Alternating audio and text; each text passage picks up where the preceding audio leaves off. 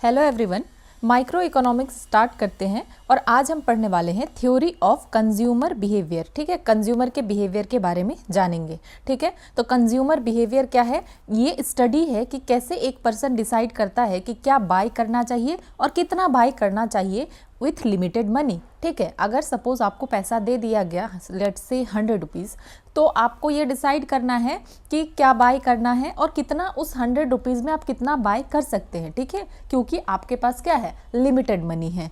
Than goods क्या है, products और सर्विसेज जो कि हम कंज्यूम करते हैं वो क्या है, गुड्स है। अब कंजम्पशन बंडल का मतलब समझते हैं। ठीक है, a combination of two goods a consumer chooses. तो कंजम्पशन बंडल की जब हम बात करेंगे तो कम से कम यहाँ पे क्या होगा, कॉम्बिनेशन दो गुड्स के बारे में हम बात करेंगे। ठीक है, टू गुड्स के बारे में हम बात करेंगे कि इसमें से क्या कंज्यूमर चूज करता है। ठीक है, तो यहाँ पे क्या है कि अगर आप मोर राइस ले रहे हैं तो आपको लेस मिल्क लेना पड़ेगा, या अगर आप ज़्यादा मिल्क ले रहे हैं तो कम राइस लेना पड़ेगा। तो कंजम्पशन बंडल में यहाँ पे हम क्या करेंगे, यहाँ कॉम्बिनेशन कितने गुड्स का होगा, दो गुड्स का कॉम्बिनेशन होगा जो कि कंज्यूमर चूज करेगा। अब उसको ये चूज करना है कि किसको ज़्यादा लें किसको कम लें। ठीक है, तो ये हो गया कंजम्पशन बंडल जिसमें कि दो गुड्स होगा और कंज्यूमर उसको चूज करता है। ठीक है, अब इनकम क्या है, total money the consumer has to spend. ठीक है, इनकम का सीधा मतलब है कि आपके पास कितना पैसा है जिसको आप खर्च करेंगे।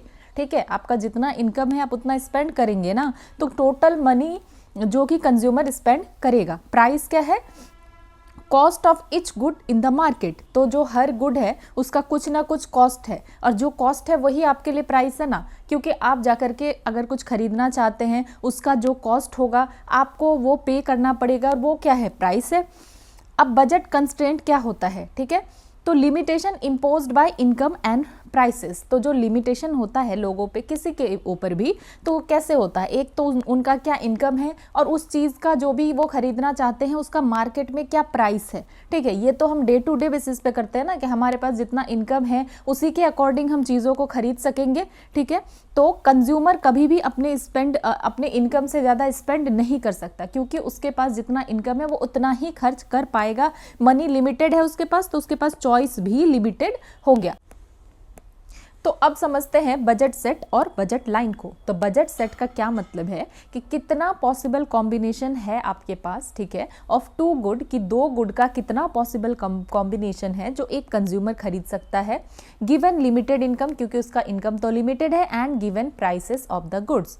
ठीक है, यहाँ पे इनकम दिया हुआ है और प्राइस ऑफ द गुड दिया हुआ है, तो कितना पॉसिबल कॉम्बिनेशन है जो दो गुड का खरीदा जा सकता है। ठीक है, ये सेट है budget set. Then budget line क्या है, ये ग्राफिकल रिप्रेजेंटेशन शो करता है और बजट कंस्ट्रेंट दिखाता है कि आप कितना ही खरीद सकते हैं। ठीक है, आपके पास जो बजट है, तो ये लाइन क्या शो करता है कि आप इतना ही खरीद पाएंगे। ये कॉम्बिनेशन दिखाता है कि जहाँ पे इंटायर इनकम स्पेंड हो गया है, कि अब इससे ज़्यादा आपके पास तो पैसा नहीं है, आप खर्च नहीं कर पाएंगे, आप इसी लाइन तक खर्च कर सकते हैं।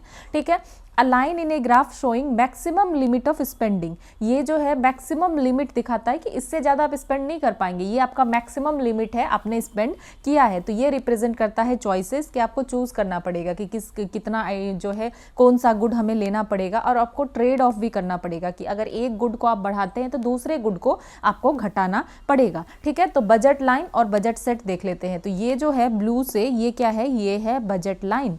देन ये जो पोर्शन है ना, ये कॉम्बिनेशन डिफरेंट टाइप का जो शो कर रहा है, तो ये है आपका बजट सेट। ठीक है, ये क्या शो कर रहा है, ये जो ब्लू वाला एरिया है ये बजट सेट है, और ये एक लाइन है कि नहीं आप इससे ज़्यादा तो अब नहीं खर्च कर पाएंगे, आपका ये लिमिटेशन है। ठीक है, तो बजट लाइन जो ब्लू वाला लाइन है, ठीक है, ये वाला, तो ये बजट लाइन है। देन जो बजट सेट है, जो ये शेडेड एरिया है ना, ये बजट सेट है। तो ये जो बजट लाइन है ये रिप्रेजेंट करता है कि लिमिट। ठीक है, every point on this line cost exact जो है $20। ठीक है, तो इसका क्या मतलब है कि जो भी पॉइंट है इस लाइन पे, तो ये क्या शो कर रहा है, एग्जैक्ट $20 शो कर रहा है, इससे ज़्यादा आप खर्च नहीं कर पाएंगे।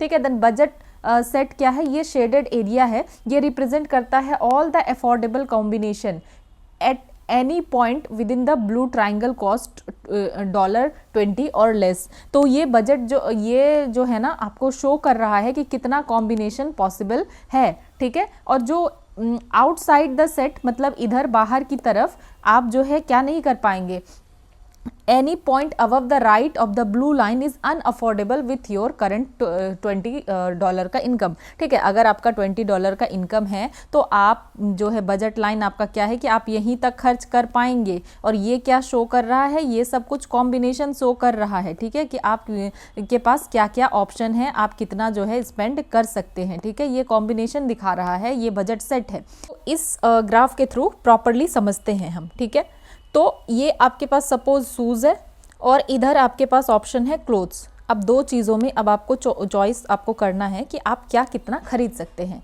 तो अगर तो आप शूज़ 10 ले रहे हैं तो आपके पास अब क्या चॉइस बचा कि आप क्लोथ सिर्फ 0 लेंगे। ठीक है, ये कॉम्बिनेशन शो कर रहा है कि आपके पास जो करंट इनकम है आप यही कर सकते हैं, इतना ही ले सकते हैं। अगर आपने शूज़ को बढ़ा दिया घटा दिया 8 कर दिया तो अब आपके पास ऑप्शन है कि आप एक जो है क्या ले सकते हैं, क्लोथ ले सकते हैं। देन सिमिलरली अगर आपने और भी अमाउंट को घटा करके 6 कर दिया तो शूज़ को अगर आपने 6 कर दिया शूज़ के क्वांटिटी को, तो अब आप क्लोथ जो है 2 ले सकेंगे। उसी तरीके से जब आपने शूज़ को 4 कर दिया तो अब आपके पास क्या ऑप्शन है कि आप 2 भी ले सकते हैं, आप 3 भी ले सकते हैं। ठीक है, तो ये सब बजट सेट है कि क्या क्या पॉसिबल है आप कर सकते हैं। देन आपके पास जो है क्या ऑप्शन है, यहाँ पे आपने क्या किया, अब आपने 2 शूज़ कर लिया तो आपके पास क्या ऑप्शन है कि आप मैक्सिमम 4 ले सकते हैं और मिनिमम आप कम करके 1 ले सकते हैं, 2 ले सकते हैं, 3 भी ले सकते हैं। ठीक है, तो इस तरीके से आपका कॉम्बिनेशन बनता है। और आपने क्या किया, इस शूज़ को बिल्कुल 0 कर दिया तो आप यहाँ पे अब 5 क्लोथ ले सकते हैं। तो ये आपका बजट सेट और बजट लाइन है और ये इस लाइन के बाहर आप नहीं ले सकते, ये अनअटेनेबल है क्योंकि आपका इनकम तो यहीं तक है ना। तो आप इसके अंदर का कॉम्बिनेशन तो ले सकते हैं, कम तो आप ले सकते हैं लेकिन ज़्यादा नहीं ले सकते हैं। तो ये आपके इनकम को दिखाता है, ये वो लाइन है जहाँ पे आपका इनकम 100% खर्च हो चुका है। ठीक है, आई होप कि आप समझ में आ गया होगा। ठीक है, तो जो ग्राफ का नेचर है ये डाउनवर्ड स्लोपिंग स्ट्रेट लाइन है। ठीक है, हम क्या देख रहे हैं, ये डाउनवर्ड स्लोपिंग स्ट्रेट लाइन है। Then points on line is equal to full income used. तो जो भी पॉइंट्स है ना यहाँ पे ये सब लाइन के ऊपर, तो इसका मतलब क्या है कि पूरा का पूरा इनकम यहाँ पे यूज हो चुका है। ठीक है, और points below the budget line यहाँ पे शो कर रहा है कि bundles cost less than income. तो बिलो अगर आपने खर्च किया, अगर आपने यहाँ पे पॉइंट इसके अंदर ही ले लिया, ठीक है, तो इसका मतलब है कि अभी भी आपके पास पैसा जो है बचा हुआ है, कंज्यूमर के पास अनयूज्ड मनी है और वो उसके पास ऑप्शन है कि बजट लाइन को अगर अंदर की तरफ है तो वो और भी ज़्यादा बाहर की तरफ बढ़ा सकता है और वो बाय कर सकता है more of at least 1 good without reducing the other. उसके पास ऑप्शन है क्योंकि उसके पास पैसा बचा हुआ है तो वो क्यों ही कोई गुड को कम करेगा, उसके पास ऑप्शन है कि वो और ज़्यादा ले ले, बढ़ा ले वो। ठीक है, hence point below line are not best use of income. इसीलिए हम कह सकते हैं कि जो पॉइंट है लाइन के बिलो, ठीक है, अंदर, तो ये बेस्ट यूज ऑफ इनकम नहीं है। और पॉइंट्स अबव द लाइन, इधर अगर कोई पॉइंट है तो अनअफोर्डेबल है। अभी जो आपके पास इनकम है आप इससे, इस ब्रैकेट से बाहर आप नहीं जा पाएंगे। ठीक है, यहाँ से बाहर आप नहीं जा पाएंगे, इसको अटेन नहीं कर पाएंगे। ठीक है, तो मूवमेंट जो है कैसे होता है, अगर प्राइसेस सेम और इनकम चेंज हो रहा है। ठीक है, तो आप समझते हैं कि मूवमेंट कैसे होगा। तो इस ग्राफ में अगर प्राइस तो सेम है, चीज़ का प्राइस जो है सेम है, प्राइस में कोई चेंज नहीं हुआ है, लेकिन इनकम बदल गया है। तो अगर इनकम बढ़ गया है तो क्या देखने के लिए मिलेगा, आउटवर्ड शिफ्ट देखने के लिए मिलेगा, शिफ्ट द लाइन आउटवर्ड। अगर आपका इनकम बढ़ गया है, अब जो ये अनअटेनेबल था तो आपका इनकम बढ़ा तो आपका इधर लाइन बढ़ेगा ना, आगे की तरफ जा सकता है, इधर आउटवर्ड जाएगा। और आपका इनकम घट गया तो जो आप पहले यहाँ तक खरीद पा रहे थे अब आप और अंदर की तरफ खरीद पाओगे, आपको आपका इनवर्ड आप आ जाएंगे। ठीक है, सिंपल सी ये बात है। तो अगर इंक्रीज हो गया इनकम तो जो है ग्राफ का शिफ्ट कहाँ होगा, लाइन बाहर की तरफ जाएगा, आउटवर्ड। और अगर इनकम घट गया, डिक्रीज हो गया तो इनवर्ड आएगा। ठीक है, और ये समझते हैं हम कि ये स्लोप जो है ये नहीं बदलता है। ठीक है, ठीक है, तो हम देखते हैं कि अगर इनकम बढ़ता है तो जैसे कि अगर ग्राफ पहले यहाँ था तो अब ये किधर शिफ्ट होगा, इधर की तरफ शिफ्ट होगा, आउटवर्ड की तरफ शिफ्ट होगा। और इनकम अगर घटता है तो ग्राफ कैसे होगा, अंदर की तरफ शिफ्ट होगा। ठीक है, कैसा, पैरेलल होगा ग्राफ। ठीक है, पैरेलल बिल्कुल शिफ्ट होगा। स्लोप में यहाँ पे चेंज नहीं होगा, ये याद रखना है। जैसे स्लोप है तो इस स्लोप में कोई चेंज नहीं होगा। अब समझते हैं कि अगर जो भी गुड है, जैसे गुड 1 या गुड 2 है, दो तरह का गुड है, तो अगर यहाँ पे गुड्स के ही प्राइस में चेंज हो गया तो इनकम सेम है, अभी इनकम में बदलाव नहीं हुआ है, सिर्फ क्या बदला है, प्राइस सिर्फ चेंज हुआ है। ठीक है, तो बजट लाइन कैसा होगा, रोटेट करेगा या पाइवोट करेगा। ठीक है, तो कैसे समझते हैं कि अगर प्राइस बढ़ गया तो लाइन कैसा बनेगा, स्टीपर बन जाएगा। ठीक है, इनवर्ड पाइवोट हो जाएगा। ठीक है, समझते हैं कि अगर प्राइस बढ़ गया, ठीक है, तो ये लाइन कैसा हो गया, अब स्टीपर हो गया। क्यों स्टीपर हो गया, कि प्राइस ज़्यादा था तो पहले हम खरीद पा रहे थे तो इधर की तरफ हम बढ़ रहे थे। ठीक है, अब क्या हुआ कि हम प्राइस जो है बढ़ गया तो अब हम ज़्यादा खरीद नहीं पा रहे हैं, इसीलिए ये ग्राफ कैसा हो जाएगा, ये ग्राफ का स्लोप जो है इनवर्ड हो जाएगा, अंदर की तरफ स्लोप हो जाएगा। ठीक है, और अगर प्राइस घट गया तो लाइन फ्लैटर हो जाएगा। ये लाइन अगर यहाँ था तो अब ये और इधर जाके थोड़ा फ्लैट हो जाएगा। क्यों हो जाएगा, क्योंकि अब हम इधर की तरफ बढ़ पा रहे हैं ना, और अब हम ज़्यादा खरीद पा रहे हैं, तो इसमें क्या होगा, स्लोप में बदलाव होगा। अगर हमने देखा था कि अगर इनकम जो है बढ़ता है तो यहाँ पे इनकम बढ़ता है और प्राइस सेम रहता है तो स्लोप में बदलाव नहीं होगा, सिर्फ शिफ्ट होगा पैरेलल। ठीक है, इनवर्ड या आउटवर्ड, और यहाँ पे स्लोप में चेंजेस होगा। ठीक है, प्राइस चेंज की वजह से रोटेशन होगा, यहाँ पैरेलल शिफ्ट नहीं होगा। पहले क्या था कि ठीक है यहाँ पे स्लोप है तो पैरेलल स्लोप यहाँ आ गया इनकम की वजह से, लेकिन यहाँ पे क्या हो गया, यहाँ पे स्लोप में ही चेंज देखने के लिए मिलता है। ठीक है, इनवर्ड ये हो जाता है, इनवर्ड यहाँ पे इनवर्ड पाइवोट देखने के लिए मिलता है। ठीक है, ये आई होप आपको समझ में आ गया होगा। और इंटरसेप्ट क्या है, तो ये ऐसा सिचुएशन है जहां पे consumer spends all money on only one good. तो यहाँ पे क्या है, जैसे कि बेसिकली हम दो गुड्स की बात कर रहे हैं ना, कि दो गुड्स में किसको बढ़ा सकते हैं, घटा सकते हैं, पर इंटरसेप्ट होता है कि जब कंज्यूमर एक ही गुड पे सारा का सारा पैसा खर्च कर देता है। ठीक है, अब समझते हैं price ratio and slope of the budget line. ठीक है, तो ये दिखाता है कि rate of exchange between two goods, कि दो गुड्स के बीच में रेट ऑफ एक्सचेंज दिखाता है कि अगर आप एक गुड ज़्यादा खरीद रहे हैं तो आपको दूसरा गुड कम खरीदना पड़ेगा। ठीक है, जो प्राइस रेशियो है यही तो दिखा रहा है ना, कि आपके पास ऑप्शन है दो गुड का। ठीक है, इधर एक गुड है, इधर एक गुड है, तो अगर आप एक को ज़्यादा खरीद रहे हैं तो दूसरे को आपको कम खरीदना पड़ेगा। ठीक है, एक को ज़्यादा खरीद रहे हैं तो दूसरे को कम खरीदना पड़ेगा। अगर आप दूसरे को घटा रहे हैं तो फिर इधर आप ठीक है, पहले को अगर आप घटा रहे हैं तो दूसरे को फिर आप क्या कर सकते हैं, थोड़ा सा बढ़ा सकते हैं। तो इस तरीके से ये जो है होगा।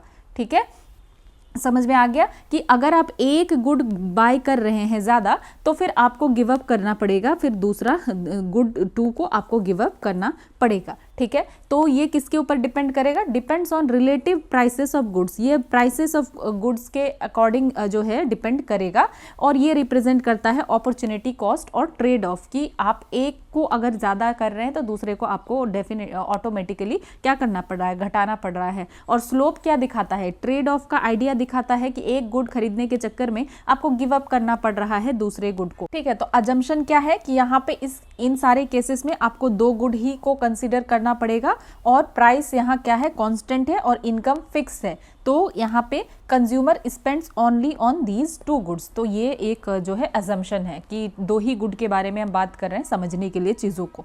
ठीक है, तो ये क्या एक्सप्लेन करता है, कंज्यूमर के चॉइस को एक्सप्लेन करता है। ये दिखाता है effect of income and price change, कि इनकम चेंज होने से क्या होगा, प्राइस चेंज होने से क्या होगा। ठीक है, और ये फाउंडेशन है इंडिफरेंस कर्व एनालिसिस का। ठीक है, अब हम आगे इंडिफरेंस कर्व को भी समझेंगे। तो यहाँ पे हमने देखा कि अगर चेंज होता है बजट सेट में तो शिफ्ट और रोटेशंस देखने के लिए हमें मिलता है। ठीक है, समझ में आ गया। तो ये एजम्पशन क्या है, यहाँ पे सिर्फ हम मान के चल रहे हैं कि दो ही गुड को हम कंसिडर कर रहे हैं, और ये सोच रहे हैं कि हाँ ठीक है, प्राइस जो है कांस्टेंट है, इनकम फिक्स है, तब जाके हम कंपेयर कर पा रहे हैं। ठीक है, तो बेसिकली आपको ये समझ में आ गया होगा पूरा कॉन्सेप्ट बजट लाइन और जो है बजट सेट का। ठीक है, देन अब हम आगे बढ़ते हैं और हम समझते हैं प्रीफरेंसेस ऑफ कंज्यूमर। कंज्यूमर का क्या क्या प्रीफरेंस हो सकता है। तो basis of basis of all consumer choices, ठीक है। तो कंज्यूमर कैसे प्रीफरेंस करेगा, तो उसके पास क्या क्या चॉइसेस हैं। तो कंज्यूमर जो है कंपेयर कर सकता है, रैंक कर सकता है और चूज कर सकता है बंडल, ठीक है। मतलब उसके पास अगर कोई सामान खरीदना है, मार्केट जा रहा है, तो कंज्यूमर क्या क्या कर सकता है, कंपेयर कर सकता है, रैंक कर सकता है और फिर चूज कर सकता है। चॉइस डिपेंड करता है टेस्ट और सेटिस्फैक्शन के ऊपर भी। अब समझते हैं एजम्पशंस ऑफ प्रीफरेंसेस। तो कंप्लीट नीड्स, कंप्लीटनेस का क्या मतलब है कि any two bundles can be compared. अगर आप कंपेयर कर रहे हैं कि ये खरीदना है या ये खरीदना है, ए खरीदना है या बी, तो आपको कंपेयर कर सकते हैं। कंपेयर करने के लिए आपके पास 2 बंडल कम से कम तो होना ही चाहिए, ठीक है। देन ट्रांजिटिविटी का क्या मतलब है कि ए को आप बेटर प्रीफर कर रहे हैं बी से और बी को आप बेटर प्रीफर कर रहे हैं सी से। तो इसका क्या मतलब है, इससे आपको क्या समझ में आया कि ए अगर ज़्यादा है बी से और बी ज़्यादा है सी से, तो इसका मतलब सबसे ज़्यादा क्या है, ए है, ठीक है, और सबसे कम क्या है, सी है। तो ये ट्रांजिटिविटी है। देन नॉन सेटिस्फैक्शन, इसका क्या मतलब है कि मोर इज बेटर। तो आपको अगर 3 केला मिल रहा है और कहीं पे 2 केला मिल रहा है, तो आप क्या प्रीफर करेंगे, आप कहेंगे कि मुझे ये 3 जहां मिल रहा है वो चाहिए, तो हायर क्वांटिटी इज प्रीफर्ड, ठीक है। इनडिफरेंस का क्या मतलब है कि दोनों बंडल आपको इक्वल सेटिस्फेक्शन दे रहा है। नाम से कंफ्यूज नहीं होना है कि इनडिफरेंस है, तो इनडिफरेंस का मतलब क्या है। तो यहाँ पे समझना है कि इनडिफरेंस का मतलब है कि दोनों बंडल, अगर आप ए खरीद रहे हैं, बंडल ए या बंडल बी, आपको इक्वली आप सेटिस्फाई हो रहे हैं, ठीक है। कंज्यूमर बिल्कुल न्यूट्रल है, उसको दुख नहीं है कि ठीक है हमने ए खरीद लिया और बी को छोड़ दिया, बी खरीद लिया एंड ए को छोड़ दिया। देन मोनोटोनिक प्रीफरेंस क्या है, इसका मतलब है मोर इज बेटर, कि जितना आपके पास ज़्यादा है उतना बेटर है, ठीक है। जितना आपके पास है उतना और बेटर है। अगर किसी का 3 क्वांटिटी है और फिर आपको 4 मिल रहा है, 5 मिल रहा है, 6 मिल रहा है, तो मोर इज बेटर। तो if a consumer gets more of good and nothing less of another, she will prefer it, ठीक है। समझते हैं इस बात को कि अगर बंडल ए में 2 एप्पल है और 2 बनाना है और बंडल बी में 3 एप्पल है और 2 बनाना है, तो यहाँ पे आप क्या प्रीफर करेंगे, आप अपना कमेंट बॉक्स में आंसर दें, ठीक है। सिंपल सी बात है, आप प्रीफर करेंगे किसको, बंडल बी को, क्योंकि Apple increased and banana did not decrease, क्योंकि बनाना कम नहीं हुआ, उल्टा एक एप्पल बढ़ गया, तो आपके बंडल में ज़्यादा हो गया ना, तो आप बंडल बी को प्रीफर करेंगे, ठीक है। तो रेट ऑफ सब्सटीट्यूशन क्या है, willingness to sacrifice one good to gain another. Substitute का क्या मतलब है कि इसके जगह पे आप दूसरा जो है ले रहे हैं। तो willingness to sacrifice one good to gain another, कि आपके पास आप कितना गुड को सेक्रीफाइस कर सकते हैं दूसरा एक और गुड लेने के लिए। तो ये ट्रेड ऑफ माइंडसेट दिखाता है कि how much of good two consumer is ready to give up to get more of good one, कि आप जो है चाहते हैं गुड वन को लेना और आपके पास गुड टू है, या उसके लिए आपको गुड टू सेक्रीफाइस करना पड़ेगा। तो फिर आपको ये देखना पड़ेगा कि कितना क्वांटिटी आप गुड टू का सेक्रीफाइस करेंगे ताकि आपको गुड वन मिल सके, ठीक है।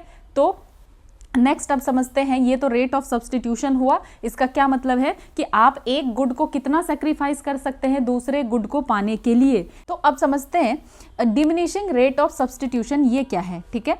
तो यहाँ पे हमने देखा कि कंज्यूमर क्या कर रहा था कि उसको गुड वन चाहिए था, तो गुड वन को ज़्यादा चाहिए था, इसीलिए वो गुड टू को क्या कर रहा था, गिव अप कर रहा था। तो अब क्या होगा कि जैसे जैसे कंज्यूमर को ज़्यादा गुड वन मिल गया, ठीक है, मतलब जितना ज़्यादा गुड वन लेने के लिए वो गुड टू को गिव अप कर रहा था ना, अब उसके पास गुड वन बहुत ज़्यादा है, ठीक है। तो she is willing to give up less of good two, तो अब वो गुड टू को कम से कम देना चाहेगी, ठीक है, गुड टू को कम से कम देना चाहेगा और गुड वन क्योंकि अब उसके पास ज़्यादा है। तो यहाँ पे प्रीफरेंस बैलेंस हो जाता है कि प्रीफर जो कर रहा था कि गुड वन के लिए गुड टू को ज़्यादा सेक्रीफाइस कर रहा था, अब इसके पास इतना ज़्यादा गुड वन हो चुका है कि अब ये गुड टू को ज़्यादा सेक्रीफाइस नहीं करना चाहता है, और इसको कहते हैं कन्वेक्स प्रीफरेंसेस, ठीक है। सिंपल बात है कि as you already have more of one good, कि एक गुड अगर आपके पास बढ़ता जा रहा है तो आप क्या करेंगे, अब आप गिव अप नहीं करना आप चाहेंगे लेस ऑफ अदर गुड, ठीक है।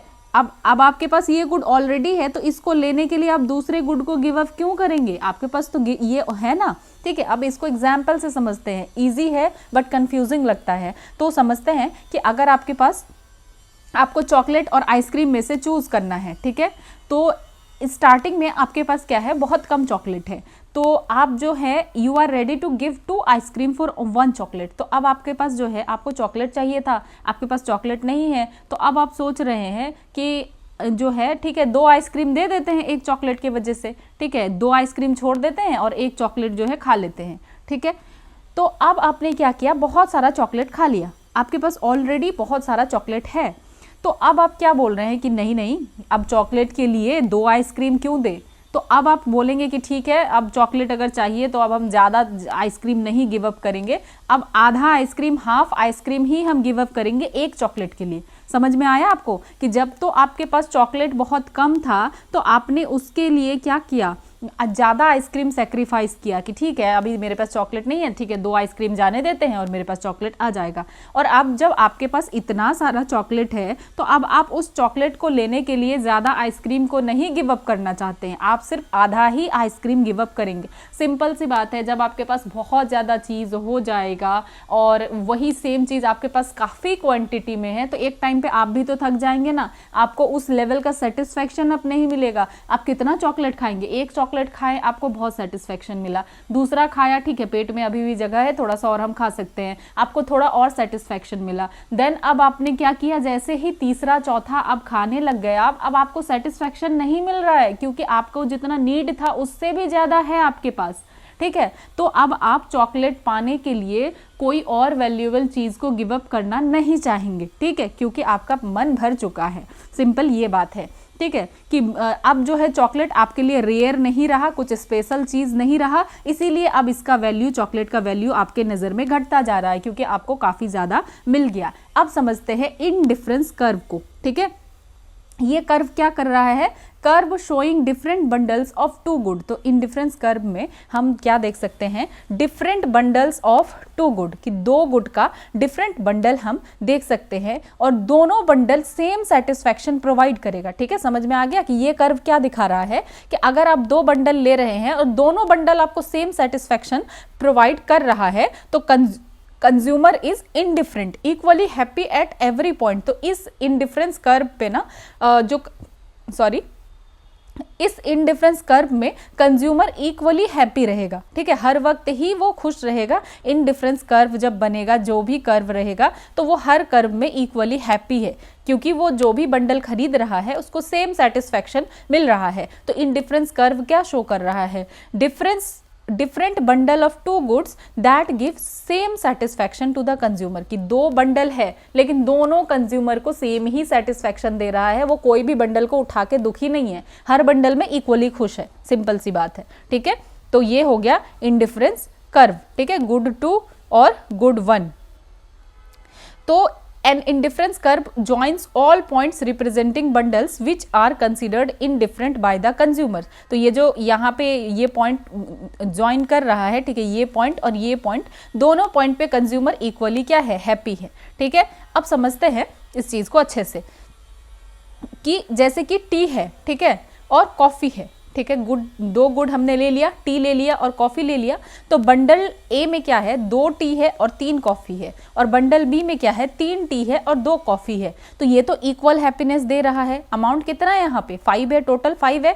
तो both lie on same indifference curve. तो यहाँ दोनों, अगर दोनों में से कोई भी बंडल आपको मिल रहा है तो आप हैप्पी हैं इक्वली, आप दुखी नहीं हैं, ठीक है। तो ये है, तो इस तरीके से आप क्या देख रहे हैं, देख सकते हैं इंडिफरेंस कर्व का मैप है, आप देख सकते हैं। तो डिमिनिशिंग रेट ऑफ सब्सटीट्यूशन हमने देखा था कि the amount of good 2 the consumer is willing to give up for an extra unit of good 1, ठीक है, declines as the consumer has more and more of good 1। तो ये हमने देख लिया कि पहले जो वो गुड 2 को, ये गुड 2 है, ठीक है, और ये गुड 2 को सेक्रीफाइस कर रहा था, ठीक है, धीरे धीरे ये गुड 2 को सेक्रीफाइस करना इसका कम हो गया। क्यों, क्योंकि अब गुड 1 इसके पास बहुत ज़्यादा है, ये हम देख चुके हैं ऑलरेडी कि अब आपके पास अगर गुड 1 बहुत ज़्यादा है तो गुड 1 पाने के लिए आप गुड 2 को ज़्यादा सेक्रीफाइस क्यों करेंगे, ठीक है। और ये आपका इंडिफरेंस मैप है। तो a family of indifference curve, तो यहाँ पे ये सब क्या है, इंडिफरेंस कर्व है। और the arrow indicates that bundle on higher indifference curve are preferred by the consumer to the bundle on the lower indifference curve, ठीक है। तो जितना जितना इंडिफरेंस कर्व आपका हायर होता जाएगा उतना ही कंज्यूमर जो है इसको प्रीफर करेगा, ठीक है। अब हम देखते हैं कुछ की फीचर्स देख लेते हैं। डाउनवर्ड स्लोपिंग का क्या मतलब है? To get more of one good you must give up some of the other good, ठीक है। कि अगर आपको कोई गुड ज़्यादा चाहिए तो आपको क्या करना पड़ेगा? गिव अप करना पड़ेगा अदर गुड्स को। Then convex in the origin, ये कन्वेक्स क्यों होता है? क्योंकि यहाँ पे डिमिनिशिंग रेट ऑफ सब्सटीट्यूशन है, ठीक है। एक गुड के लिए आप दूसरे गुड को क्या कर रहे हो? सेक्रीफाइस कर रहे हो, और जब आपके पास एक गुड बहुत ज़्यादा हो गया तो आपने दूसरे गुड को भी सेक्रीफाइस करना कम कर दिया, ठीक है। नेवर इंटरसेक्ट, तो यहाँ आप देख पा रहे हैं कि ये इंटरसेक्ट कर रहा है क्या? नहीं कर रहा है। To curves can not cross, ठीक है। यहाँ पे दो कर्व कभी भी ऐसे क्रॉस नहीं करेगा एक दूसरे को। यहाँ पे क्या है? सेटिस्फैक्शन लेवल जो है डिफर करता है, इसीलिए आपको क्या देखने के लिए मिलेगा? जो स्लोप है वो डाउनवर्ड स्लोप होगा। कैसा होगा? डाउनवर्ड स्लोपिंग होगा और कन्वेक्स होगा, ठीक है। कैसा होगा? कन्वेक्स टू ओरिजिन, और ये कभी इंटरसेक्ट नहीं करेगा। तो अब समझते हैं पॉइंट्स अराउंड इंडिफरेंस कर्व। तो अबव कर्व, अगर कर्व से ऊपर अगर हम देखेंगे अबव कर्व हायर सेटिस्फैक्शन, ठीक है। जैसे जैसे कर्व के अबव जाएंगे तो इधर क्या होगा? हायर सेटिस्फैक्शन होगा। और बिलो कर्व, ठीक है, तो यहाँ पे अगर कर्व के नीचे हम देखें इधर अगर कुछ पॉइंट होगा तो ये लोअर सेटिस्फैक्शन होगा, ठीक है। तो इस वजह से हम क्या देखते हैं कि the arrow indicates the bundle on higher indifference curve are preferred by the consumer. इसीलिए जो है कंज्यूमर के द्वारा क्या प्रीफर किया जाता है? हायर इंडिफरेंस कर्व को प्रीफर किया जाता है। अब देखते हैं मार्जिनल रेट ऑफ सब्सटीट्यूशन, ठीक है। Marginal rate of substitution, rate of substitution हमने देखा कि एक के वजह से दूसरे को आप कितना गिव अप कर सकते हैं। तो how much of one good you sacrifice for one more unit of another good. अब मार्जिनल आ गया तो इसका मतलब one more unit of another good without changing happiness, कि आपका हैप्पीनेस चेंज नहीं होना चाहिए, ठीक है। आप तैयार हैं कितना गुड को how much of one good, कि एक गुड का कितना जो है आप सेक्रीफाइस करने के लिए तैयार हैं for one more unit of another good, कि अगर आपको एक और यूनिट चाहिए तो आप कितना जो है एक गुड को सेक्रीफाइस कर सकते हैं। ये क्या है? ये रेट बताता है। The rate at which consumer is willing to give up a small amount of good to get a little more of good one while keeping same satisfaction। तो यहाँ रेट की बात है कि आप जो है गुड टू का कितना अमाउंट गिव अप करना चाहते हैं ताकि आपको थोड़ा सा गुड वन का और ज़्यादा मिले, ठीक है। ये रेट का बात है। जब मार्जिनल आ जाएगा सेम कॉन्सेप्ट है, बस यहाँ पे रेट है। तो अगर सिंपल एग्जाम्पल अगर हम ले पिज्ज़ा और बर्गर का, और ये क्या है? ये भी नेगेटिव स्लोप है। तो पिज्जा और बर्गर का अगर एग्जाम्पल ले तो at one point you may give 2 burgers for 1 extra pizza, कि एक पॉइंट पे आप क्या कर सकते हैं कि आप 2 बर्गर को दे रहे हैं एक एक्स्ट्रा पिज्जा के लिए। आपके पास पिज्जा है लेकिन आपको एक एक्स्ट्रा और पिज्जा चाहिए, तो उसके लिए आप क्या कर रहे हैं? गिव अप कर रहे हैं 2 बर्गर। लेटर आप क्या कर रहे हैं? आप कह रहे हैं कि नहीं, अब तो मुझे इतना जो है पिज्जा की ज़रूरत नहीं है, तो आप एक ही बर्गर को गिव अप कर रहे हैं एक पिज्जा के लिए। तो ये जो चेंज हो रहा है ना, the changing trade off at a particular point, यही MRS है। कि ये जो चेंज हो रहा है ना ट्रेड ऑफ, कि पहले आप 2 दे रहे थे और अब आप 1 दे रहे हैं, तो ये जो रेट है तो इसी रेट को हम कह रहे हैं मार्जिनल जो है रेट ऑफ सब्सटीट्यूशन। और इंडिफरेंस कर्व पे हम अगर देखें तो MRS is equal to slope of indifference curve at any point. तो MRS क्या है? जो स्लोप है ना इंडिफरेंस कर्व का एट एनी पॉइंट, तो यही MRS है। और ये जो है डिक्रीज होता रहता है ड्यू टू डिमिनिशिंग सब्सटीट्यूशन। अब ये डिक्रीज क्यों होगा? हमने देखा कि जब आपने उस गुड को ज़्यादा इकट्ठा कर लिया तो धीरे धीरे ना आप दूसरे गुड को गिव अप कम करेंगे उस गुड को पाने के लिए। सिंपल सी बात है। तो एप्पल एंड ऑरेंज का एग्जाम्पल हम फिर से ले लेते हैं कि स्टार्ट में आपने क्या किया? एक एप्पल जो है आप गिव अप, एक एप्पल के लिए आप 3 ऑरेंज को गिव अप करना चाह रहे थे, ठीक है। तो यहाँ पे MRS क्या था? हाई था, क्योंकि आप ज़्यादा गिव अप कर रहे हैं। तो अब कर्व कैसा बन रहा था? स्टीप बन रहा था, ठीक है। इस टाइप से बन रहा था क्योंकि आप ज़्यादा से ज़्यादा गिव अप कर रहे थे, ठीक है। यहाँ पे कर्व कैसा बन रहा था, स्टीप बन रहा था, लेकिन लेटर क्या हुआ कि एक एप्पल के लिए आपने एक ही ऑरेंज को गिव अप करना चाहा, ठीक है। आपने क्या किया कि एक एप्पल के लिए अब आप एक ही ऑरेंज गिव अप कर रहे हैं, तो यहाँ पे कर्व धीरे धीरे ना फ्लैटर होता जाएगा, ठीक है। यहाँ पे लोअर MRS होगा, मतलब आपका क्या है, मार्जिनल रेट ऑफ सब्सटीट्यूशन जो है ये कम है, क्योंकि अब एक एप्पल के लिए आप एक ही ऑरेंज दे रहे हैं ना, पहले आप तो 3 ऑरेंज दे रहे थे। तो ये सब चीज़ आपको ध्यान में रखना है, ठीक है। Then as you already have more of one good, it's extra value fall. Simply बात है कि आपके पास एक गुड अगर ज़्यादा से ज़्यादा होता जा रहा है तो उसका एक्स्ट्रा वैल्यू फॉल करेगा। So you sacrifice less of other goods, hence MRS decrease and the curve becomes flatter. तो यहाँ पे क्या हो रहा है कि जैसे आप पहले ज़्यादा सेक्रीफाइस कर रहे थे, ठीक है, आप क्या कर रहे थे, पहले आप सपोज इस पॉइंट पे सेक्रीफाइस आप कर रहे थे, ठीक है, एक गुड के लिए, फिर आपने बाद में क्या किया, आप इस पॉइंट पे अपने सेक्रीफाइस अपने अब आप सेक्रीफाइस अब कम कर रहे हैं, तो अब ये कर्व क्या बन रहा है, थोड़ा सा फ्लैट की तरफ बनता जा रहा है, ठीक है। तो same curve is equal to same satisfaction, higher curve is equal to higher satisfaction, ठीक है। तो अगर इसका मतलब समझ लेते हैं कि सेम कर्व सेम सेटिस्फैक्शन और हाइयर कर्व हाइयर सेटिस्फैक्शन का क्या मतलब है। तो अगर पहले कर्व 1 पे अगर 2 टी और 2 कॉफ़ी मिल रहा था और कर्व टी पे अब आपको 4 टी और 4 कॉफ़ी मिल रहा है, ठीक है। सिंपल बात है कि कर्व यहाँ पे 2 और 2 मिल रहा है, ठीक है, 2 टी और 2 कॉफ़ी मिल रहा है। अब यहाँ पे क्या होने लग गया कि यहाँ पे 4 टी और 4 कॉफ़ी आपको मिल रहा है, तो आप ये जो है ना कर्व 2 को ज़्यादा प्रीफर करेंगे, क्योंकि यहाँ पे सेटिस्फैक्शन आपको ज़्यादा मिलेगा, ठीक है। यही सिंपल सा कॉन्सेप्ट